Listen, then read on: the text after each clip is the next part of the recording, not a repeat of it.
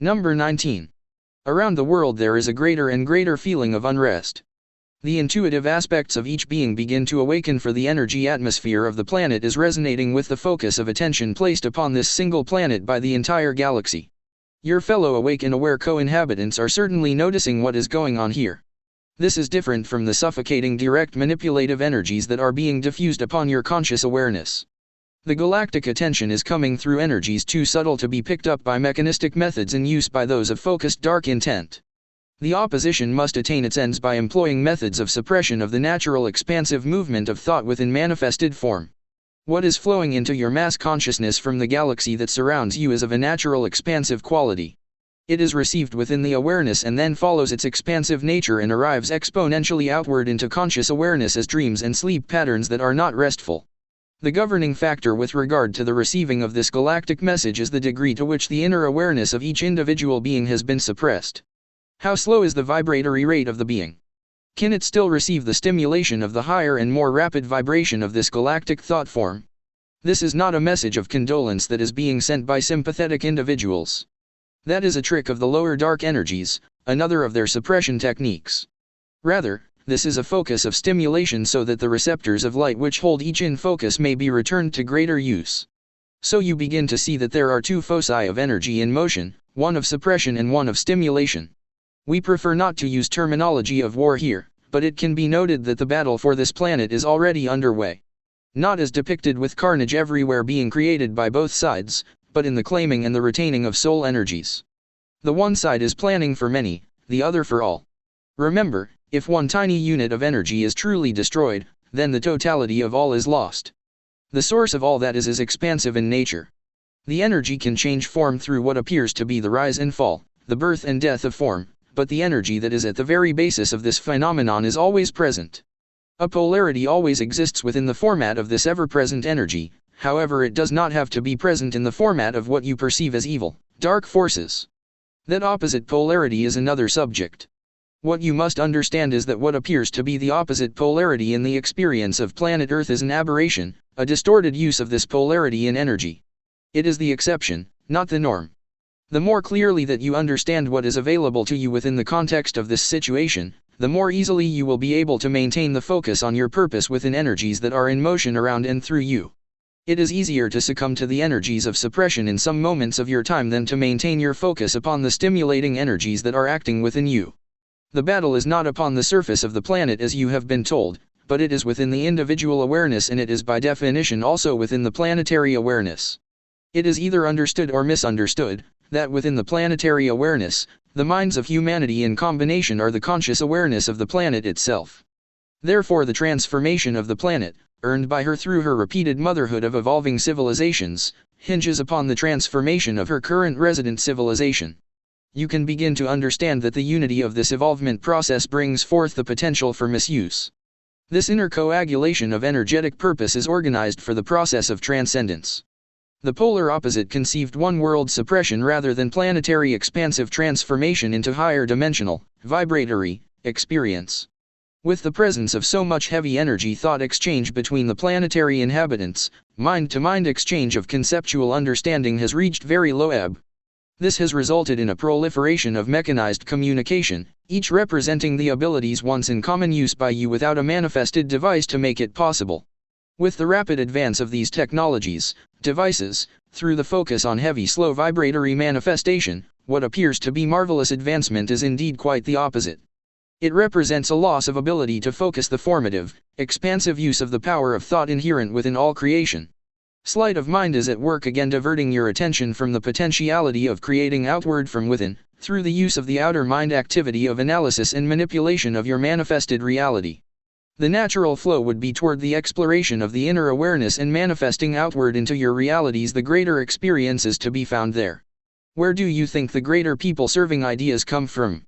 Instead, these are being twisted into people-suppressing uses right before your eyes while you fail to observe what is at work. All the while you are watching the show being staged, diverting your attention. So, now the fun begins in earnest. You are making your final attempts to reach the inner awareness of as many as possible through the last available use of their technologies, but you are also beginning to join forces with the inner energy stimulation. You too are receiving this stimulation. Indeed, you are like the repeater stations that your radio stations use. You are serving multiple purposes, and you are perfectly aware of doing this within the inner awareness portions of your totality of experience. Trust the process and hold the pole, so to speak. All is far from lost. Welcome to the winning side. Focus and manifest. Number 20. The glory of your nations fades before your eyes as one by one they are attacked from inside and out. Each is dependent upon the monetary handouts that require handing over mineral rights and other resources as ransom. The money is siphoned off into secret accounts that return to the usurpers as the leaders are deposed or assassinated. The cycles are repeated over and over. The people are abandoned by their governments and so must fend for themselves within situations of less and less available necessities and more regulations.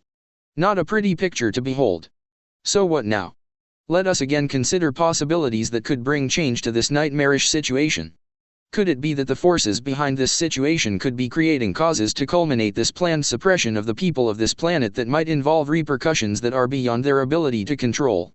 Could there be small unknown glitches in those plans, which if exploited, could cause outcomes not planned? It is indeed not only possible, but probable. Let us consider Y2K as just one possibility.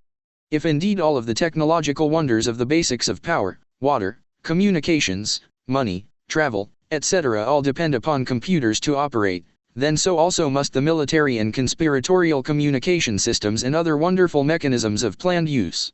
All of these were constructed by contract. It is well known that contractors deviate from specifications whenever and wherever it is possible to cut costs. It is entirely possible that at least some off-the-shelf computer chips have been used rather than the special designs that were specified.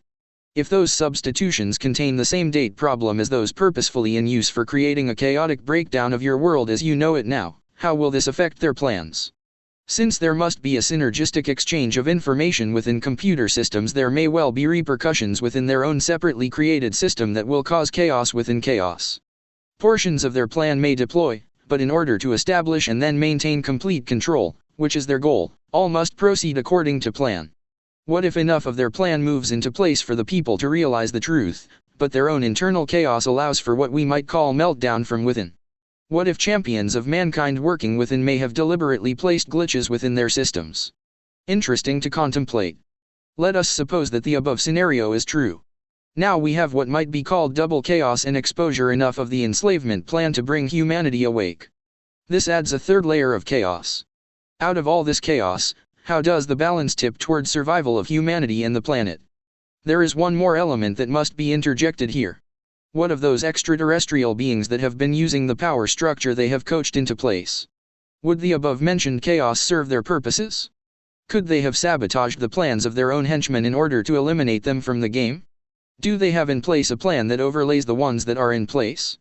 We might say that the plot thickens. However, we could thicken it even more, since we are delving into possibilities. When one planet interferes with another to the detriment of the progress of that planet, we have the universal law of attraction at work. Simply stated, what you do unto another shall be done unto you. If you interfere with another planet, then you have given permission for other planetary forces to interact with you. Aha! Does the thick plot begin to come into clarity? Let us hope that your heart just skipped a beat, and real hope has been born within your imagination. We are still left with the dilemma of all that chaos. So, let us give a bit more clarity. Once a planet has been interfered with in a direct way, other than an advisory capacity, the inhabitants of that planet may request help in restoring balance and order. Herein lies the key. Help must be requested and prayer is considered requesting. However, it must be what is called affirmative prayer. Affirmative prayer is entering into the creative mode that is your pattern, made in the likeness and similitude of your Creator. Humanity must actually come forth in a group focus, in a harmonious creative mode within the upward spiral of the development of individual and planetary evolvement. Now, knowing human nature, there will be those who, when they have recovered from the shock, will immediately want to put back into place what is within their comfort zone.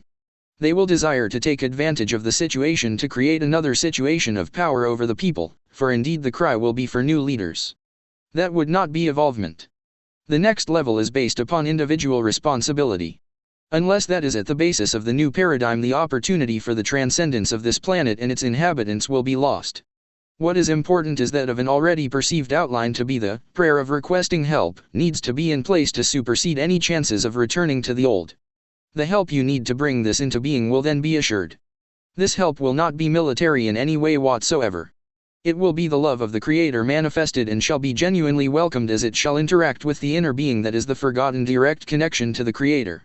Love connecting and interacting with love shall bring changes beyond your imagining abilities. It is also appropriate to note that on a planetary level, the planet itself shall have a like experience. May this information offset your concerns about your futures. Welcome to the winning side. Focus and manifest, indeed. End number 20.